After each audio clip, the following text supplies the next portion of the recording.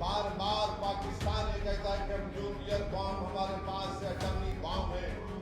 याद रखिए, अगर आप किसी मुल्क के अंदर जाकर मासूम लोगों को मारेंगे तो कोई भी मुल्क खामोश नहीं बैठने वाला है। पहलगाम हमले से देश में आक्रोश है। लंबे समय के बाद देश की एकजुटता दिख रही है। हालांकि इस बीच सरकार से सवाल भी हो रहे हैं, लेकिन सरकार के साथ विपक्षी दल और सभी धर्म जाति के लोग खड़े हैं। सभी यही मांग कर रहे हैं कि सरकार को पाकिस्तान से बदला लेना चाहिए। सभी सरकार के साथ हैं। ऑल इंडिया मजलिस इत्तेहादुल मुस्लिमीन के राष्ट्रीय अध्यक्ष और हैदराबाद से सांसद असदुद्दीन ओवैसी, जो अक्सर मोदी सरकार पर हमलावर रहते हैं, उन पर बीजेपी की बी टीम का भी आरोप लगता रहा। हर एक मुद्दे पर उन्होंने सरकार को घेरा। हाल ही में देश में वक्फ कानून को लेकर बवाल मचा हुआ है, उस पर भी ओवैसी ने सरकार की आलोचना की। लेकिन इस बीच पहलगाम में हमला हो गया और वक्फ कानून का मामला शांत हो गया। ओवैसी ने पहलगाम हमले को लेकर मोदी सरकार का साथ देने की बात कही। सर्वदलीय बैठक में भी ओवैसी शामिल हुए। एक इंटरव्यू में उन्होंने कहा था कि उनको शाह का फोन आया था, बैठक में शामिल होने के लिए बुलाया गया था। वो वाकया भी आपको हम बताएंगे कि अमित शाह ओवैसी की क्या बातचीत हुई थी। लेकिन अब जो पाकिस्तान पर ओवैसी ने बयान दिया है, उसकी खूब तारीफ हो रही है। उनके विरोधी भी तारीफ में कसीदे पढ़ रहे हैं। जी हां, आपको बता दें कि AIMIM चीफ असदुद्दीन ओवैसी ने पाकिस्तान को एक बार फिर लताड़ा है। ओवैसी ने पाकिस्तान से कहा कि तुम भारत से आधा सदी पीछे हो। उन्होंने पहलगाम आतंकी हमले के बाद एक बार फिर से पाकिस्तान को आड़े हाथों लिया। ओवैसी ने महाराष्ट्र के परमबड़ी में वक्फ बिल को लेकर लोगों को रविवार को संबोधित किया। उन्होंने इस पब्लिक मीटिंग के दौरान पाकिस्तान पर प्रतिक्रिया जाहिर की और वक्फ को लेकर भी बयान दिया। एनडीए के सहयोगी दलों पर भी वो बरसे। वहीं ओवैसी ने कहा, अब जो लोग पाकिस्तान में बैठकर बकवास कर रहे हैं, मैं उनसे कहना चाहता हूं कि भारत से आपका वक्त आधा घंटा पीछे है, लेकिन आधा घंटा नहीं, आधा सदी भारत से पीछे है। तुम्हारे मुल्क का बजट हमारी मिलिट्री के बजट के बराबर भी नहीं है। जरा सुनिए ओवैसी को। ये बार बार पाकिस्तान ये कहता है कि हम न्यूक्लियर बॉम्ब हमारे पास है, एटॉमिक बॉम्ब है। याद रखिए, अगर आप किसी मुल्क के अंदर जाकर मासूम लोगों को मारेंगे तो कोई भी मुल्क खामोश नहीं बैठने वाला है, चाहे हुकूमत किसी की भी हो। मगर इस तरह से आकर हमारी भारत की सरजमीन पर हमला करना और मजहब पूछकर किसी को गोली मारना, तुम कौन से दीन की बात कर रहे हो? तुम तो खवारिज से बदतर हो। तुम तो आईसिस के जानशीन हो जो हरकत किए हैं। तो मेरे अजीज दोस्तों और बुजुर्गों, हम हमारे मुल्क के वजीर आजम से भी कहेंगे कि जब कश्मीर हमारा अटूट हिस्सा है और रहेगा इंशाअल्लाह, तो कश्मीरी भी हमारा अटूट हिस्सा है। हम कभी भी कश्मीरियों के खिलाफ ये जो टीवी चैनल पर ये बड़े बड़े एंकर बैठकर गुफ्तगू कर रहे हैं, बेशरम है ये पूरे एंकर। अगर कश्मीर हमारा अटूट हिस्सा है और रहेगा, तो कश्मीरी भी हमारा अटूट हिस्सा है। कैसे हम उन पर शक कर सकते हैं? वो कौन था जो दहशतगर्दों से उनका हथियार लेते हुए जिसकी जान चली गई? वो कौन था जो अपने कंधे पर जख्मी लोगों को बिठाकर 40 मिनट चलकर नीचे लेकर आया? वो कौन था? कश्मीरी था जो एक मासूम बच्चे को उठाकर उसकी जान बचा रहा था। तो ओवैसी को सुना आपने, किस तरह से ओवैसी ने पाकिस्तान को आईना दिखाया। हमले के बाद ओवैसी लगातार पाकिस्तान पर बरस रहे हैं।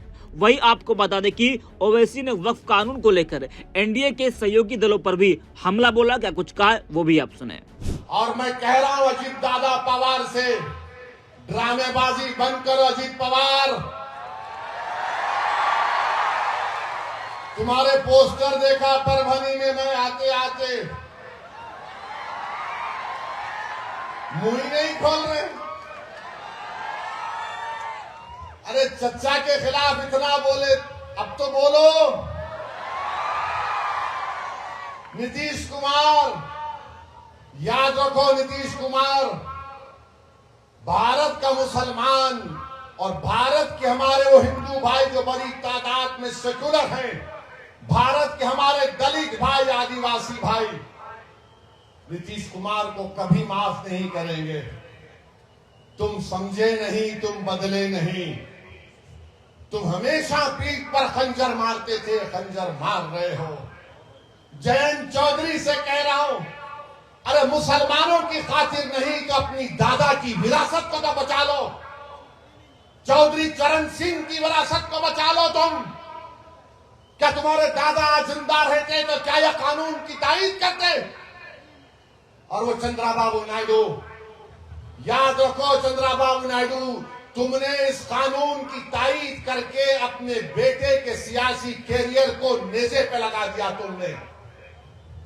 तुमने तायीद की, अगर तुम तायीद नहीं करते, अगर अजीत पवार, नीतीश कुमार, चंद्राबाबू नायडू, जयंत चौधरी और चिराग पासवान, रामविलास पासवान के बेटे क्या कर रहे हैं लोग, याद रखो नुकसान आपका होगा।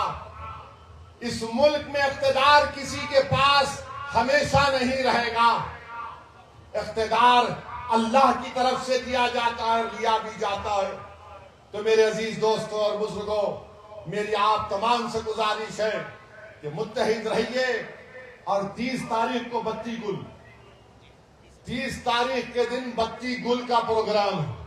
लाइट बंद करेंगे ना मेरे भाई, लाइट बंद करेंगे ना। 10 मिनट के लिए लाइट बंद करना है और ये सोच के बंद करना है कि मैं 10 मिनट के लिए बंद कर रहा हूं। जो इसकी तायीद करे हमेशा के लिए उनकी लाइट बंद, और होगी इंशाअल्लाह ताला। क्या आप तमाम मुस्लिम पर्सनल लॉ बोर्ड के एहतजाजी प्रोग्राम की तायीद करते हैं तो नारा लगाइए मेरे साथ। पहला नारा पाकिस्तान के लिए, नारे तकबीर, नारे तकबीर। अब दूसरा नारा हमारे वजीर आजम के कानों तक पहुंच जाए ताकि वो स्टेट्समैन बने, पॉलिटिशियन ना बने। नारे तकबीर, नहीं दम नहीं। नारे तकबीर, नारे तकबीर, भारत भारत। अस्सलाम वालेकुम। तो सुना आपने। अब अमित शाह और ओवैसी के बीच जो बातचीत हुई थी उसके बारे में आपको बताते हैं। अमित शाह की तरफ से इससे पहले AIMIM चीफ असदुद्दीन ओवैसी को किया गया कॉल चर्चा का विषय बना हुआ था, जिसमें गृह मंत्री ने उन्हें फोन कर फौरन दिल्ली आने के लिए कहा था। आखिर मामला क्या था वो आपको हम बताते हैं। दरअसल पहलगाम आतंकवादी हमले पर केंद्र सरकार की तरफ से एक सर्वदलीय बैठक बुलाई गई थी।